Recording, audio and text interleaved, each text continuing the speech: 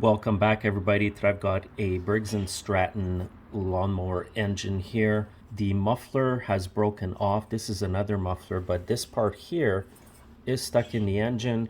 I've had a lot of questions from viewers. How do I remove the part of the muffler that is still screwed in the engine? So to remove this, guys, get a good pair of vice grips. Make sure they go on there tight. And oftentimes you'll just be able to unscrew it like that. So I got lucky here today because this one is coming out extremely easy. Sometimes they can be seized in there.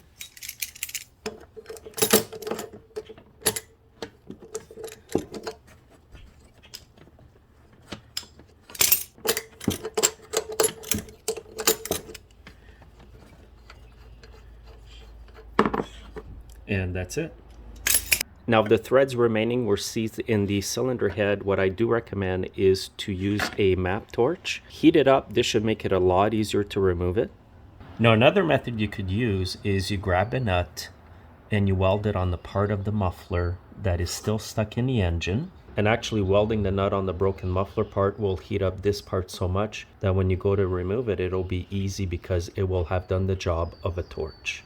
And having a nut will make it a lot easier. You can put a socket on it and you don't need to use vice grips. So that's my tip for today, guys. I hope you liked it. If you have, make sure to like the video and make sure you're subscribed. Have a great day.